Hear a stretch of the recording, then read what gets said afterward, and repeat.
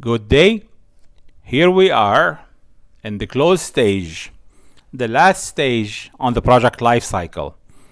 Before we go into this stage, I must remind everybody that if we are working on large, medium to large, moderate complexity to complex project, remember when we talk about tailoring and project classification, we must apply the processes in every stage of the project, which means we close every stage, we plan every stage, we authorize every stage, we implement every stage. All of these 6 main processes that we highlighted in that module early on will apply on the project. So this is the close stage. So this is finally at the end of all the stages.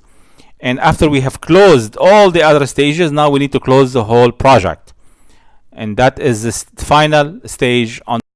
I like to say we really need, and this is an area of weakness in practice today, there is a huge gap in practice. Many organizations do not do this stage.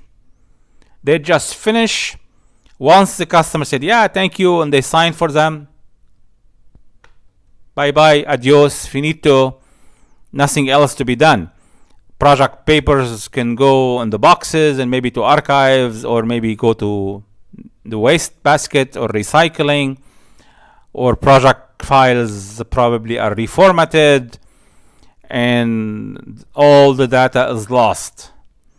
Unless it is necessary to be kept for tax purposes or something else, and probably is archived somewhere. However, the whole name of this project management school, this is the different modules and courses that I will be offering here, is about mastering project management. How do you master? And I'm not using the word master as loosely, because a lot of people, you can take a 5-day course and you master project management. Garbage. You cannot master project management in 5 days. And forgive me for being personal here. I've got 30 years experience in project management and a master's degree from a top university in engineering and construction management or project management. And I still do not dare to say that I have mastered project management. Yes, I am probably considered an authority and an expert in this domain. However, I would never say the word master, because mastering is something ongoing. And this is why we don't say that we're going to help you become the master. Yes, we're going to help you mastering project management, which means you start to excel and you build on your experience as you go forward. Forgive me for sidetracking a little bit. Yeah, but that's an important concept. A lot of organizations today, they don't close project properly. And as a result of this, they cannot reach a higher level of project management maturity. They cannot become center of excellence in the area of project management. Close the stage, to me, is one of the most important factor in helping organization climb on the maturity ladder. Now, what am I talking about? Well, let's talk about OPM maturity briefly and very quickly, 1 or 2 slide maximum. And OPM stands for Organizational Project Management Maturity. Now, of course, the word maturity, before I go into the slide, is basically, it doesn't mean you are a mature person or your organization is old or been around for a while. Maturity is about the practice of project management. How mature is the practice of project management? Another word of saying this, how established is it? Do you have great or good or basic project management system and policy and procedure? Do your people follow it? Yeah. How do you improve it? Is it continuously improved, or it's something that was designed maybe 20 years ago and it's collecting dust and probably people forget what's in it? Project management, what we advocate is that basically organization must build the project management function, which is to help ensure building competence and capacity of their people. And the only way you can do this is by going higher on the level of maturity. And the only way you can do this, or not the only way, one of the ways you can do this is by the stuff that I'm going to be discussing next. So a higher OPM maturity is necessary for achieving organizational excellence in the area of project. Without it, you can do good project, you can make profit, you can make tons of money, but you could do better. You see, this is something we have not been saying. Project management is not there is right or wrong.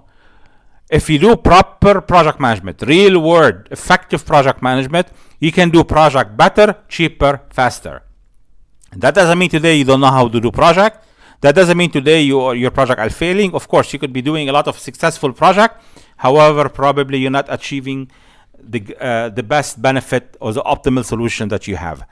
So, proper organizational project management, OPM function within the organization that is mature, it requires some significant work. So to achieve higher maturity, you need an OPM system. OPM system usually inclusive of the project management policies, governance, method, processes, template, flowchart, and of course, the processes must be owned by somebody, otherwise they are not sustained, because the whole idea of the OPM function is we want to build it and sustain it.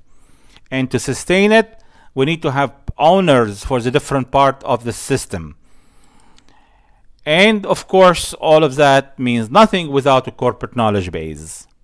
And that's the importance of the close stage and closing every stage of the project. The corporate or the organizational knowledge base. That's your knowledge. That's your power. Yeah, we know knowledge is power, sure. But in project management, how are we capturing that knowledge? If we are at all. So the organizational knowledge base or the corporate knowledge base, regardless what term you prefer to use, is basically it's an essential part of the organizational process system. PMI use the term OPA, organizational process asset, to mean the process and procedure and the knowledge base. I like to separate. So we have organizational knowledge, which include your historical information, your project files, your lessons learned, your financial and schedule databases from past project, your template. And when we say you have them, that doesn't mean they're sitting in a box somewhere that's collecting dust. No, they are extracted, summarized in a way that is useful to use on every project. Otherwise, you are recreating the wheel for every project. How do you estimate project today? If you don't have good historical data, are you going to continue to depend? And I know many organizations do this. They go out to the vendor and they start asking vendor. But vendor are not going to give you accurate information without detailed specification. And you cannot give them detailed specification until the project has progressed quite a bit. So how are you going to schedule your project? How are you going to determine how long a project would take? And for management to trust you. Yeah, this is the key. I mean, I can tell management, oh, this project will take 6 months. But on what basis? Did you guess or you have scientific basis? If you have scientific basis as a management, I cannot question that. But if you guess that, I'm going to question that. I'm going to tell you why. Why are you wasting so much time? You can do it in 4.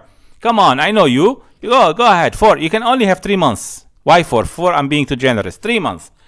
Yeah, and so if you don't have a scientific basis, how can we determine how much the project will cost or how long it will take?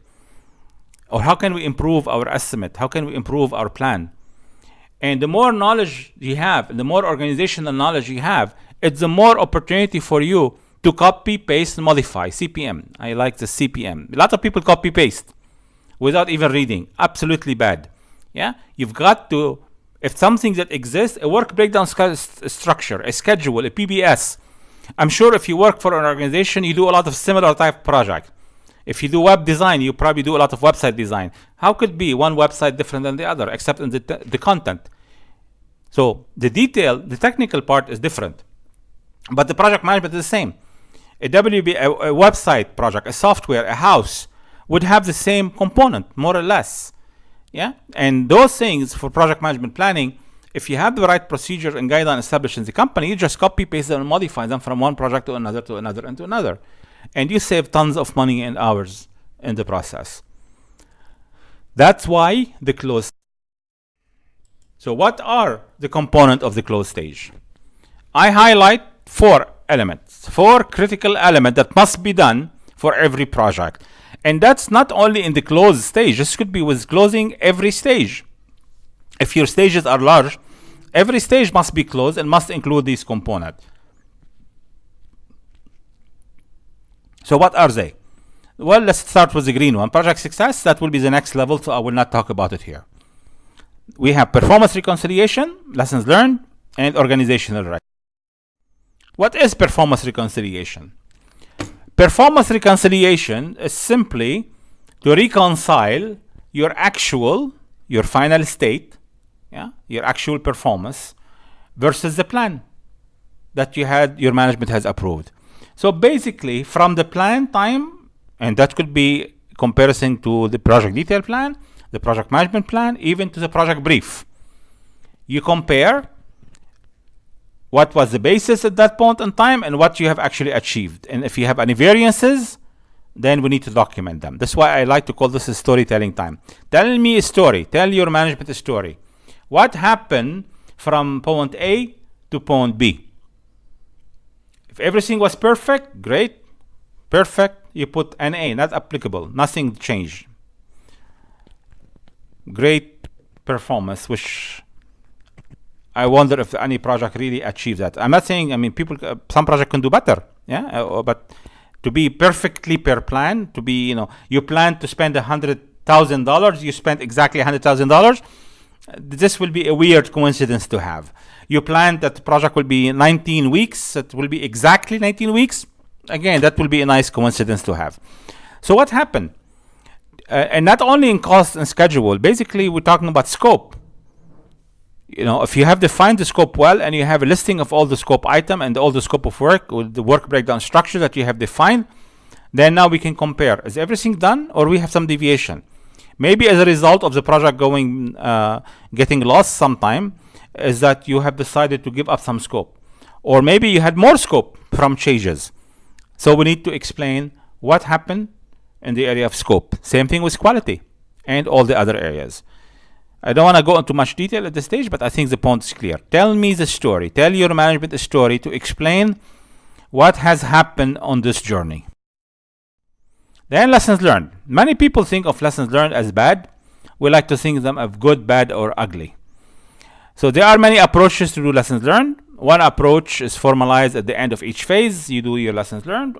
I am one of those who believe on the spot.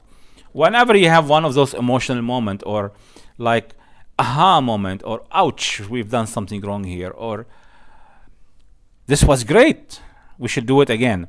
Whenever you have those strong emotional moments on the project, it's likely that you just have discovered a lessons learned that you should document it, good, bad, or ugly. And why you want to document it? So we can benefit in the future. So you can do formalize at the end of each phase, or on the spot, or a combination of the above will always work. It is important to remember that lessons learned could be good occurrences. I'm repeating myself, good, bad, or ugly. I guess remember maybe the Clint Eastwood movie. Now, why lessons learned? Because we want to learn from past challenges so we can avoid them in the future. I'm sure some of you might have heard the term, those who do not learn from history are doomed to repeat it. Honestly, I don't know who said that, but this is something we always say. And in a way, again, if you don't learn, you're going to keep making the same mistakes. Good lessons, we want to also document the good lessons because we want to repeat them, we want to share them. Now, I don't want to be too political today, but ideally, lessons learned is very difficult in organization. It's easier said than done, because unless the organization is tolerant to the concept of learning from mistakes, well, survival instinct will kick, and most of us will hide our mistakes, and if we are working in a competitive environment, we're probably gonna spend a lot of time trying to find other people's mistake, so maybe we can badmouth them, so they can go down and maybe we climb on their backs. This culture I really never liked or approve of or agree with, but who am I to judge? So basically, if the organization have this type of environment, lessons learned are going to work. They're going to be a waste of time. But we trust that organization want to grow and want to learn and want to improve. So lessons learned is a must for us. It's part of the knowledge management and part of project management. So it is professional responsibility. And of course, I'm not going to get into the mechanics here. You need to save them in database. The key for us, I'm not mentioning here yet, is not about capturing lessons learned, because that means you have identified the lessons. Lessons would be learned. So maybe, let me repeat what I just said. If you're just documenting lessons, then that basically mean lessons documented or lessons identified is not a lessons learned. A lessons learned indirectly mean that is a lesson. We have learned the lesson.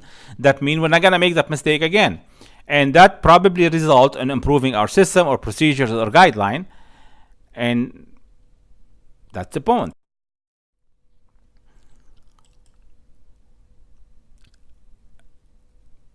Final thoughts in here. Notice we have put the gate at the end, and the reason we do this is that to make sure that the team doesn't just finish a project, hand over the product, and disappear. What we are saying here, this is a way of enforcing strategic thinking, that no project is completed unless it's formally closed. And the people who say it's formally closed are the same people who have approved the project at gate 1 and gate 2 and on some of the other gate. So what do you do in your life? Do you measure? Do you perform project closure? Or you just box everything up and adios? Do you have a historical database on your project that you can use for the future? Or are we reinventing the wheel with every project? Are these readily accessible? The historical data, the project archive, the project closure for information, the lessons learned. Are they accessible, or are they kept as secrets? And you need maybe high security clearance to access them. How about lessons learned? Do you document? And if yes, how do you use them?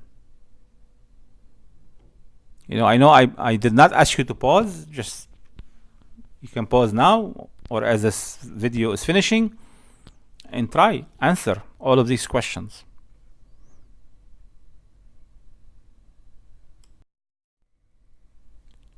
We come to closure of the project lifecycle stages. The next module or the next level is the project success. That's the 4-dimension of project success that we develop in SUKAD to link to CAMMP. And then it is one of the advanced topics. And also we have just a couple of mission at the end about what's next, which is maybe a long presentation about why CAMMP or a project management methodology approach is necessary for organization. And with that, we will be closing. Once again, wish you success today and always.